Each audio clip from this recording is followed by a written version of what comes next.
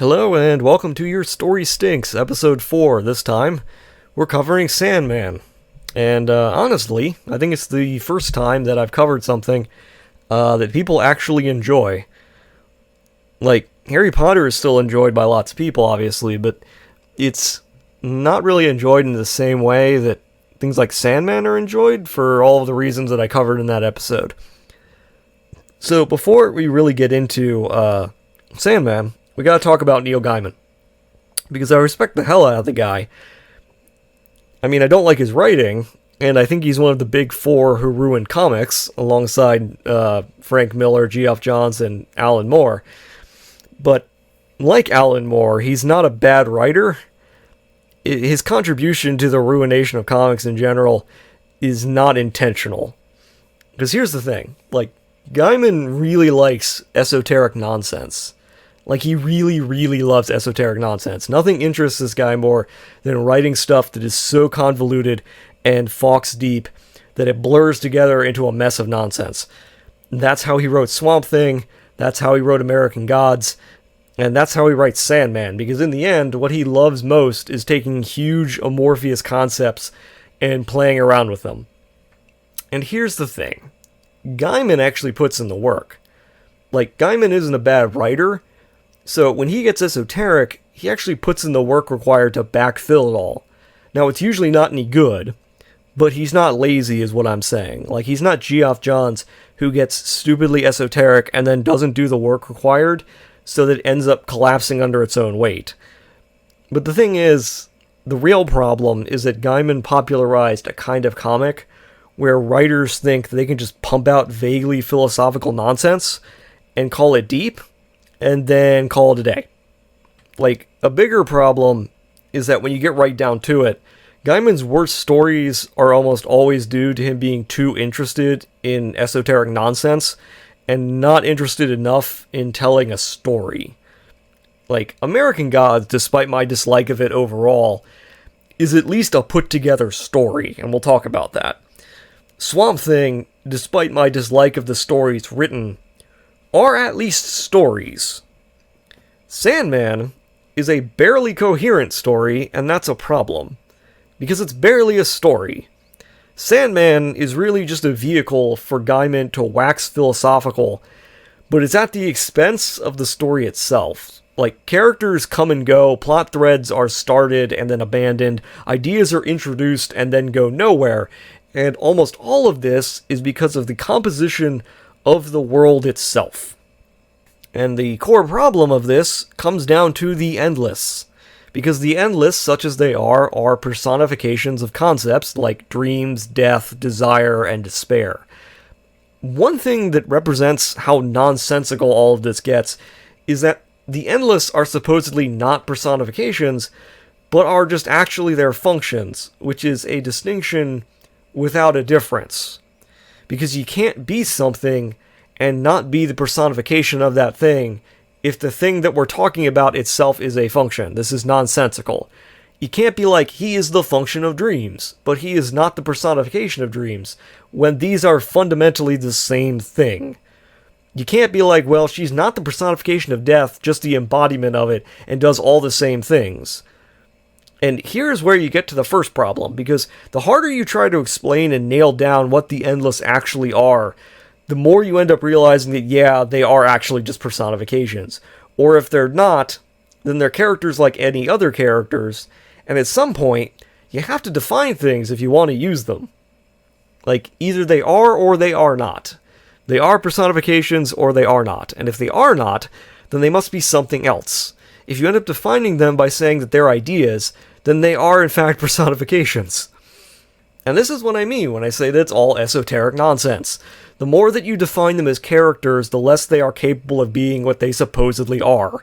If you create a bunch of beings that are embodiments of certain ideas, then they aren't really useful as individual characters because they can't really do things within the confines of the story.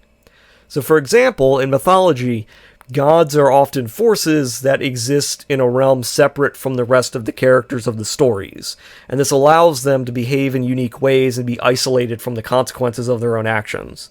So for example, in the story of Hercules, Hera is able to act as she does because she is not directly present through most of the story. She can act, she can cause problems, but she is a god and thus a step removed from all the trials and tribulations of Hercules. The story is also not about her or from her perspective, because if it were, it'd be a lot of her sitting around being mad and not a lot of actually doing things.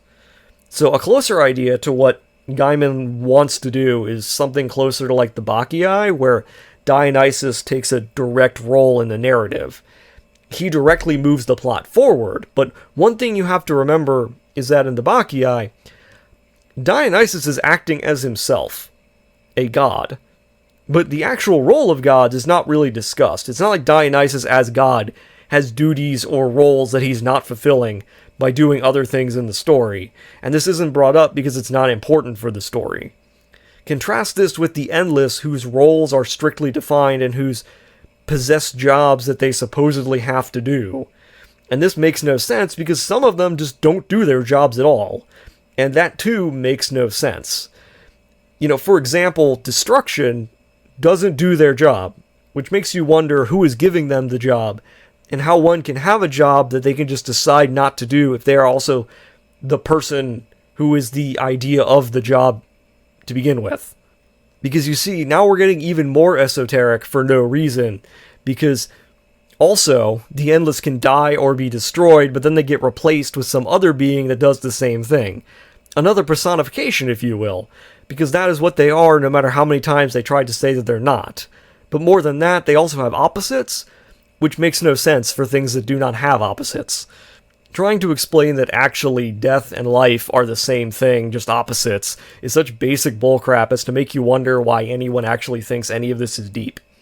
Look, personifying forces of nature is nothing new. Okay? Humans have been doing this throughout mythology since we began telling stories.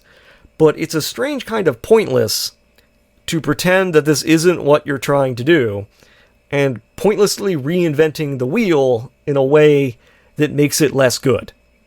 So what Gaiman is doing is essentially creating a square wheel and calling it an improvement when it's transparently not an improvement. But, okay, let's back up for a second, because can you tell stories with these personifications? Well, you can, but Gaiman has made it so that you really can't do so, because in order for a story to progress, characters have to be affected by things. Ergo, the characters have to interact with the world, and then the world has to interact with them so that they change in some way. Otherwise, the audience doesn't get the sense that anything important or interesting is happening. And that's kind of the core problem with Sandman. Because you see, Dream is not really a good character, because Dream is not interesting and doesn't really change or interact with the rest of the world in a way that makes us more interested in him or the world. He's transparently thin as a character, and he's not so much a character as he is a reason for Gaiman to wax philosophical about everything that Dream encounters. Because Dream spends most of his time staring blankly at things and acting like a depressed teenager. Like, he spends a lot of time remarking about how the world is unfair and how cold and unfeeling it is, despite the fact that this isn't true, and he knows it isn't true, given the fact that he's the personification of dreaming and ideas, and he knows the personifications of all the forces that embody the world. He doesn't particularly do much beyond wander about and observe things, which doesn't really make for an interesting story, because we never really get the sense that there's much that affects him personally. Now, this is a huge flaw when it comes to writing divine characters in general, not just him. Like, lots of things simply don't matter to them. Like, there's a lot of ways that divine characters can lose in ways that don't actually matter to them, because they're so powerful as to be able to move on from it without much of an issue. So here's a good example. At one point, Dream is captured by mortals, and he's kept imprisoned for several decades. During which time, he's not weakened or suffering any kind of drawback at all. Now, it's shown that other people feel terrible things because he's imprisoned, but Dream himself is just kind of there, stuck in an orb, And when he's released, he's essentially the same as when he was first imprisoned, which means that he was never really in trouble because he never really suffered any setbacks. And because of that, one has to ask why we, the audience, should care about what happened to him and his journey if he himself doesn't seem to really suffer any ill effects of it. Like, this is something that Gaiman solved later in American Gods by having it be a crisis of existence.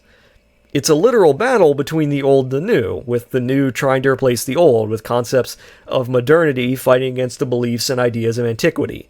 Hugely powerful beings and concepts are fighting for their very survival, and that makes for a good story because there are stakes and consequences and things that the individual characters all care about.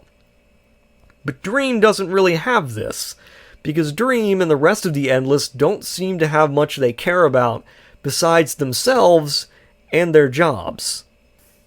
It's kind of like if you made a story about a divine accountant, only instead of telling a story about their life, you just detailed what they do from day to day.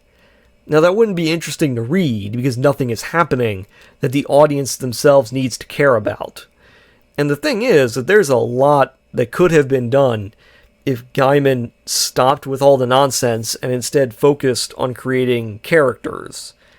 Like a being that is the embodiment of dreaming that, say, has to create new dreams all the time and is experiencing burnout because they've been doing it for so long and they're running out of ideas. That could be interesting, exploring the interaction and struggle between artist and audience about whether the painter creates ideas or whether they're just feeding off the ideas of others. That would be interesting and worth telling, but Sandman doesn't do that because it really isn't concerned with anything beyond being a vehicle for Gaiman to just ramble about nonsense that makes no sense to anyone except him. So here's a good example of what I mean. At some point, a character is introduced. Now, he looks like a normal person, but he has mouths for eyes, and he hides them behind sunglasses. It's explained that he is a nightmare, and he exists to be a nightmare, and he's shown several times doing bad things before ending up at a convention for serial killers. Now, given that he's shown several times over the course of the story, you would think that this is all leading up to something. After all, foreshadowing is generally an important part of storytelling, and seeing as a nightmare is a part of a dream, you could use it as a way to explain and explore dreams and perhaps Dream himself. After all, why does he feel the need for nightmares to exist? What purpose does he see in them? How does he feel about them? It's an opportunity to explore the character and development. Or it would be if that's how it went, but it doesn't. Because what ends up happening is that Dream shows up and has a conversation with his nightmare. And it just boils down to the nightmare going, "I am as you made me to be," and Dream going, "You aren't needed anymore," and then makes him disappear. Like, you could use this as an opportunity to talk about the nature of creator and creation, about how creations take on a life of their own, but that doesn't happen. Dream just seals his nightmares away, and they're not spoken of again, meaning that this too was entirely pointless, because nothing comes of it, and Dream himself does not change or grow because of this encounter with his own nightmare. And that's basically how every interaction plays out. Dreaming will encounter something, and then he will leave, having learned and experienced nothing of importance, because he doesn't change or grow as a character. He basically remains the same throughout, and is not very interesting. For another example, he goes to hell to pick up one of his personal artifacts that has fallen into the hands of a demon. And he ends up playing a game of this or that with the demon about how both of them have to keep creating something, and they go back and forth, and Dream eventually wins by saying that he is hope. And the demon can't beat this because the demon can't think of anything to crush hope. And you would think that, this is a good, launching point for Dream to discover hope and what it means, but it doesn't. It just ends. Like, he does it, he wins, he takes it, and he moves on with his life, and you just go on to the next MacGuffin. It doesn't attain anything, he doesn't change as a character, he's just the same. And beyond all of this, we need to talk about how awful it is that all of this nonsense was grafted onto the wider DC universe. Now, as part of the Vertigo imprint, it's a curious, if tedious, comic. Okay, I certainly don't besmirch its creation. It's not offensively bad. But someone at DC Comics apparently decided that the Endless needed to be grafted onto the wider DC universe. And much like Lucifer and Swamp Thing, it just doesn't fit with stuff like Superman or Darkseid or any of the universe-destroying things that regularly wander into it. Like, trying to explain how the Endless fit in with the Monitor and Anti-Monitor, or how they fit together with things like the Anti-Life Equation or the Metal Universe is impossible, because they fundamentally don't belong together. But that's Sandman for you. It's a bunch of things that don't belong together, and that's really all I have to say about this one. The story just stinks.